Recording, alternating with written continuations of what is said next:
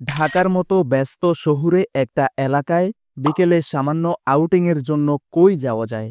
Location খুঁজতে খুঁজতে চলে এলাম ঢাকারই সাভার উপজেলার আমিন মডেল টাউনে।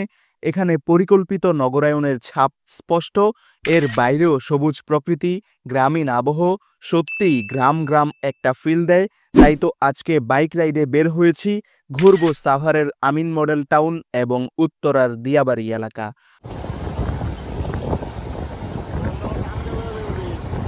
বাইক নিয়ে বের হওয়ার পর ঢাকার যানজট ঠেলে একটানে চলে এলাম সাভার।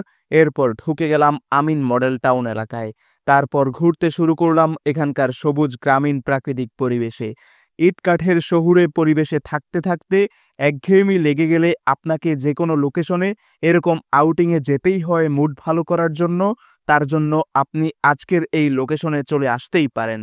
ঘুরে দেখতে শুরু করলাম এ মাথা থেকে ও মাথা। রাস্তাঘাট ওভারঅল খুব বেশি চেনা জানা নেই।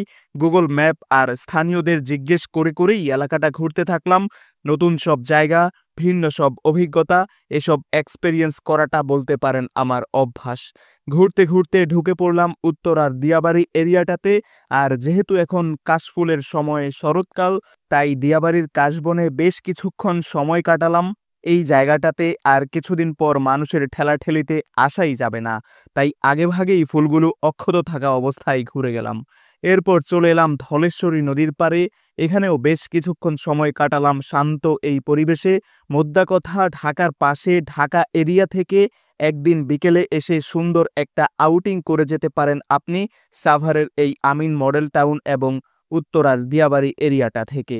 আমি গ্যারান্টি দিচ্ছি আপনি এক ভিন্ন শহুরে ঢাকাকে আবিষ্কার করে ফেলবেন এই শহর ভ্রমণে। তাই তো আজকে প্রথমবারের মতো শহর ঘুরে দেখার আমন্ত্রণ জানিয়ে ভিডিওটা এখানেই শেষ করছি।